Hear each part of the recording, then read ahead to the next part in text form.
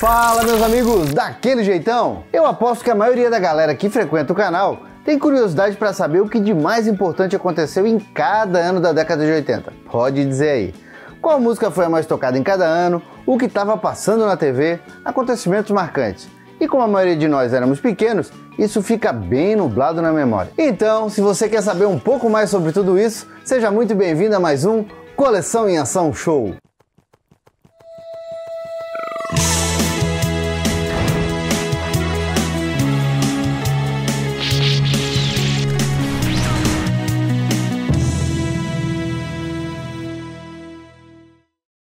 E hoje a gente começa uma série que vai ser uma retrospectiva por toda a década de 80. Então a cada vídeo a gente vai pegar um ano e vai ver tudo que aconteceu no cenário mundial e também aqui no Brasil, claro, dando um enfoque maior no universo nerd. Porque vocês concordam comigo, essa foi uma década de muitas mudanças e muitas novidades que merece ser relembrada sempre. Então se ajeita aí porque a máquina do tempo está voltando para 1980.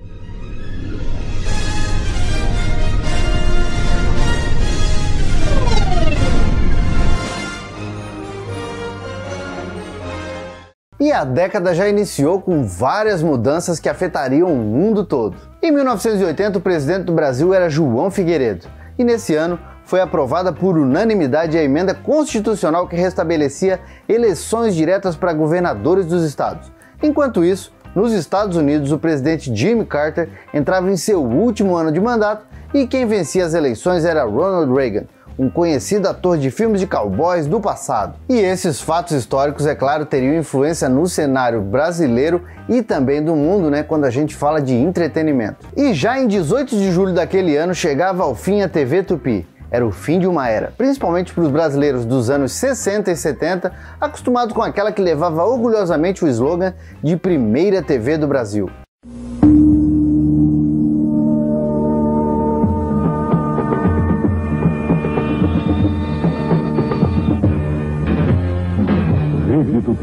E uma emissora de TV que com toda certeza se destacou nas décadas passadas pelo telejornalismo, pelas novelas e também, para a criançada, pelo programa do Clube do Capitão Asa, lembram desse? E o Capitão Asa era vivido pelo ator Wilson Viana, que apresentou aos brasileirinhos daquelas décadas desenhos como o do Speed Racer e as primeiras animações da Marvel, aquelas animações desanimadas, E séries como Ginny é um Gênio e os heróis japoneses Ultraman e Ultra Seven. Bom, pelo menos esse fato triste que foi o fim da TV Tupi serviu para que no ano seguinte o apresentador Silvio Santos conseguisse a concessão do governo da maioria das emissoras locais da Tupi. E aí transformou a TVS no que viria a ser o SBT. E vale lembrar que em 1980 Silvio Santos era dono de metade da Record e em 3 de fevereiro daquele ano o canal reexibiu pela primeira vez o programa Silvio Santos, que ia ao ar de forma local já na TVS. Aliás, foi em 15 de setembro de 1980 que as crianças brasileiras conheceram o Palhaço Bozo, um fenômeno dos anos 80, e ele era interpretado pelo humorista Vandeco Pipoca. O programa do palhaço norte-americano ia diariamente ao ar tanto pela TVS quanto pela Record. Dependia muito do estado em que você morava. E enquanto isso, a TV Cultura entrava no seu 4º ano apresentando o programa Bambalalão, que era apresentado por Gigi Agnelli e Silvana Teixeira.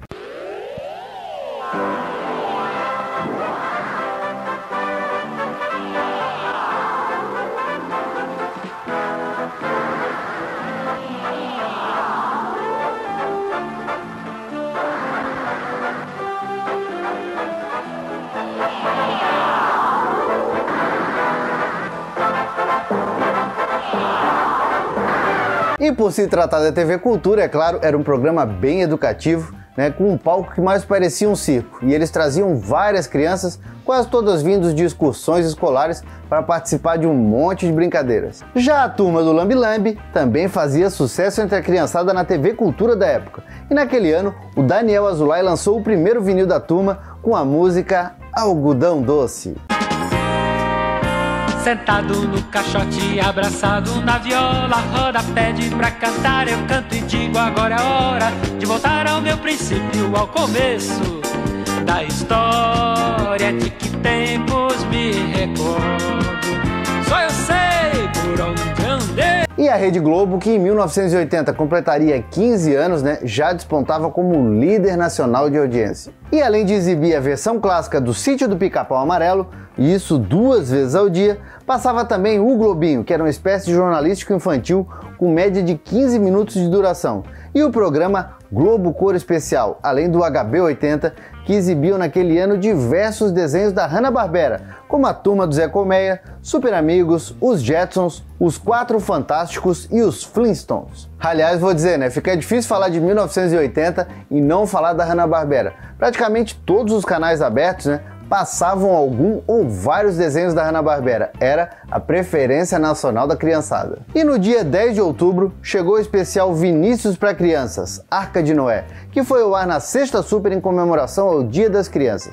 Esse especial foi um marco na televisão da época e ganhou diversos prêmios aqui no Brasil e no mundo. Menininha, que graça é você, uma coisinha assim, começando a viver. Fique assim. E naquele ano, a emissora carioca estrearia vários programas de sucesso, como por exemplo o Globo Rural, que estreou no dia 6 de janeiro e era apresentado pelo Carlos Nascimento.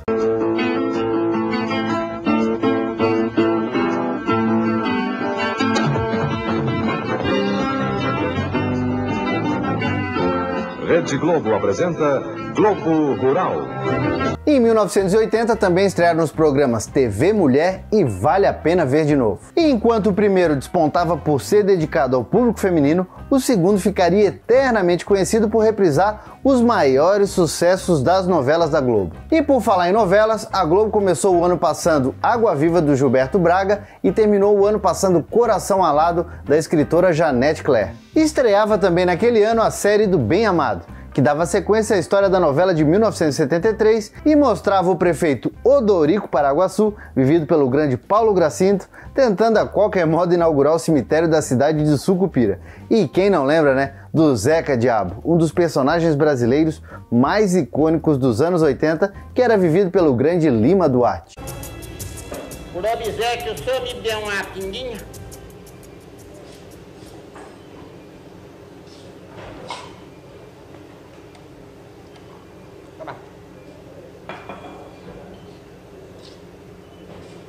Quer saber de uma coisa? Eu dou meu braço para cortar, como Zeca Diabo não vem.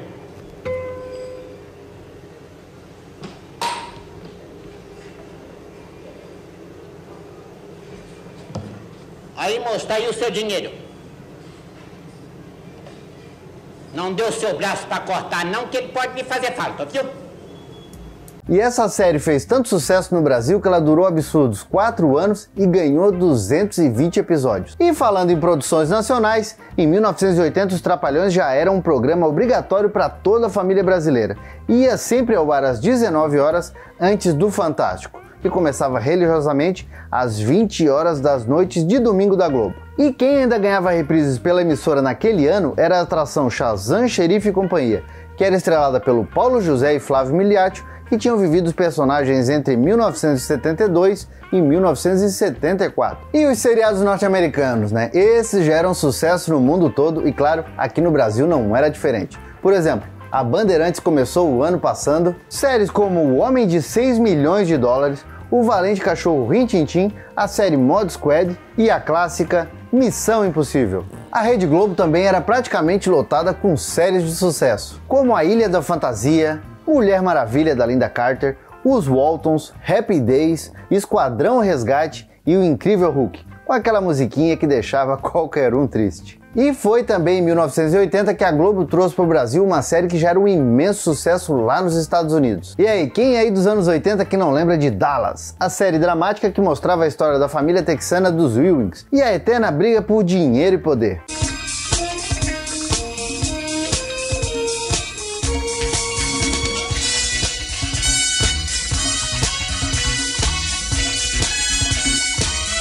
Já a Record, que na época meio que fazia as prévias do vindouro SBT, trazia séries como Chips, que eram os patrulheiros da Califórnia Frank Pontiarello e John Baker, e o Kung Fu, que era uma série estrelada pelo saudoso David Carradine. Bom, e se hoje a gente está acostumado a uma série estrear lá fora e a gente acompanhar quase em tempo real, ou no máximo com um dia de atraso, naquela época o delay era gigantesco. Então, vamos dar uma olhadinha lá nos Estados Unidos para ver o que estava estreando em 1980, o que estava agradando os americanos lá e que, claro, anos depois chegaria aqui no Brasil para fazer a cabeça dos brasileiros. Aliás, algumas séries nunca chegariam, como foi o caso de Bad Cats, uma série policial com 10 episódios, dos quais apenas 6 foram exibidos lá fora.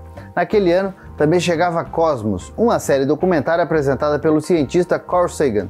E claro, a série do Detetive Magnum, que chegou de mansinho em 1980 e se tornaria um dos maiores sucessos da década, não só lá nos Estados Unidos, mas em vários países do mundo, incluindo obviamente o Brasil. E novos desenhos também chegavam à TV norte-americana, como foi o caso de Tândaro Bárbaro, que hoje todo mundo sabe, né? É um clássico, todo mundo lembra. Já naquele ano foi uma grande aposta da Robespierre Productions, que em 1980 também apostou no sucesso do gato Radcliffe. E olha, se deu muito bem. Já a Hanna-Barbera não fez por menos e atacou com o desenho do Riquinho Rico e também o desenho da família Drácula do Mal Sapão. E também novas temporadas do Scooby-Doo, que agora tinha o Scooby-Loo. Também veio com novas temporadas dos Super Amigos e dos Flintstones. Foi um ano bom, diz aí, afinal de contas, esses e vários outros desenhos que estrearam em 1980 fariam sucesso por décadas e décadas. E se o mundo do entretenimento na TV evoluía cada vez mais, o mundo real também passava por várias transformações. Já que em setembro daquele ano foi publicado o primeiro padrão de Ethernet, que seria utilizado entre dispositivos de uma rede local. E após muito tempo de estudo e tentativas, a Xerox e outras grandes empresas que formavam um consórcio colocaram a internet de forma empresarial em prática. E dá pra ver que esse foi um grande passo, afinal de contas, até então a internet só funcionava de maneira bem primitiva com o exército norte-americano e também com umas universidades muito famosas. Também foi em 1980 que aconteceu a primeira teleconferência, que até então, né, era coisa de ficção científica. Já os fliperamas dominavam o mercado de games em 1980, com lançamentos históricos dos games Pac-Man e Rally X pela Namco do Japão.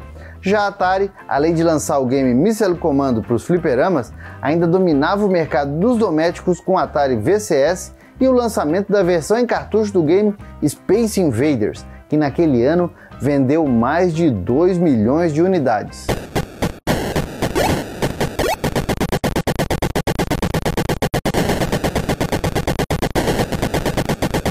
E vocês já imaginam, né, que esse sucesso do game Space Invaders jogou a venda dos consoles da Atari lá nas alturas, né? Claro, lá nos Estados Unidos. Aqui no Brasil, a gente ainda estava engateando quando o negócio era falar de videogame. O que mandava mesmo aqui era brinquedos. E quem mandava no mercado nacional era a Estrela. E a empresa disparou ainda mais nas vendas com o lançamento do Gênios, que era considerado o primeiro jogo eletrônico vendido no Brasil. E também a boneca Bate Palminha, a boneca que batia palmas e cantava de verdade. Além disso, o boneco Falcon continuava sendo o preferido da molecada daquele ano. Era muito mais brabo, né? Você já escolheu o que você quer ganhar no Dia da Criança? Já, escolhi o Falcon. Falcon, chega a tempo! Falcon conseguiu! Falcon, cada vez mais herói! Dia da Criança, dia de brinquedo.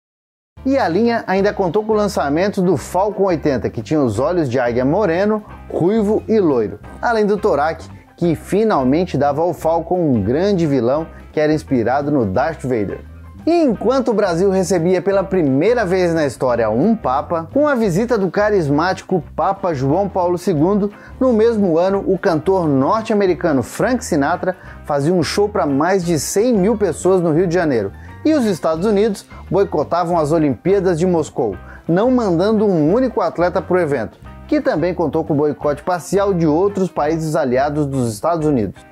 Tanto que esse boicote teve um sabor bem torta de limão e deixou a galera bem apreensiva. Essa guerra fria que acontecia entre Estados Unidos e União Soviética já tinha algumas décadas, só evidenciou, né, com esse boicote aí da Olimpíada de Moscou. E claro, ligou o alerta geral do mundo. E no mesmo ano, o Flamengo do Zico levantava a taça de campeão do Campeonato Brasileiro, tendo como vice o Atlético Mineiro.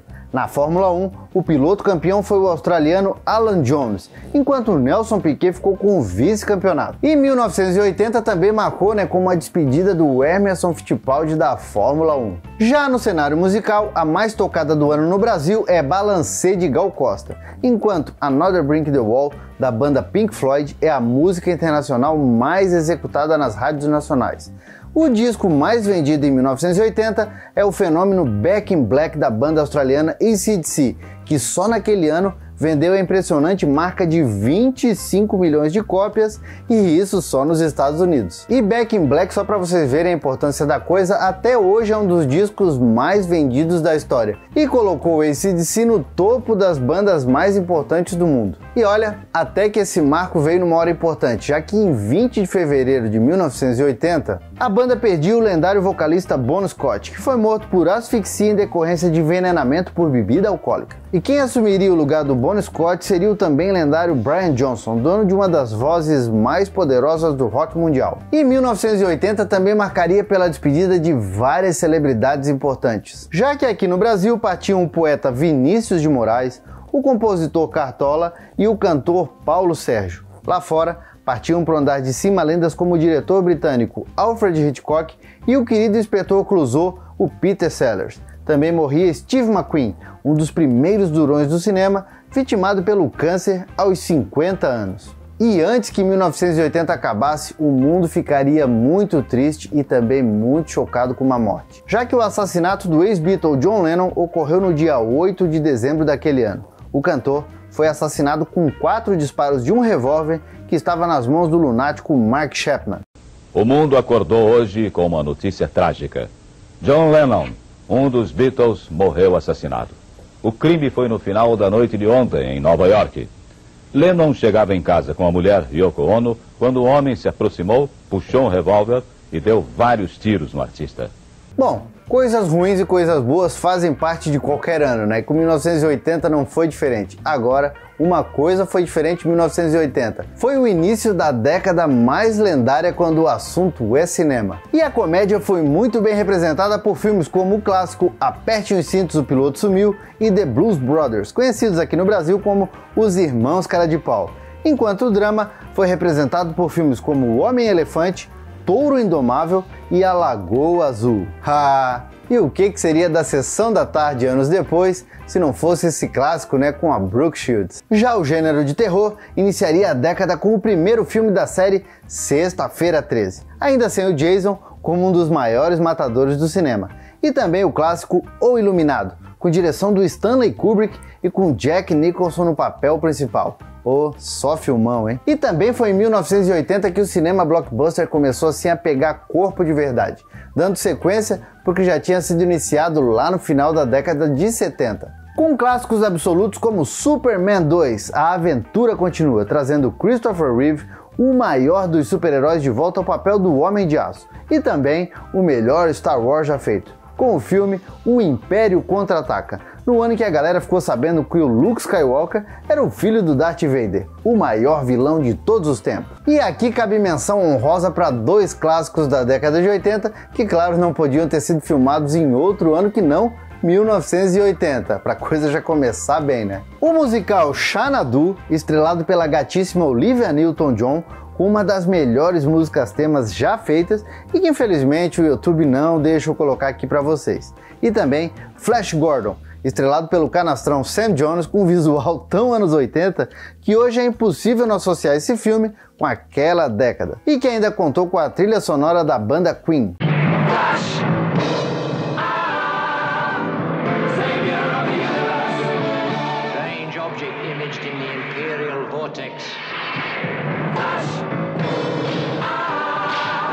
Bom, se alguém aí não viu, eu garanto, queria ter visto isso tudo no cinema. Diz aí, anos 80 na veia.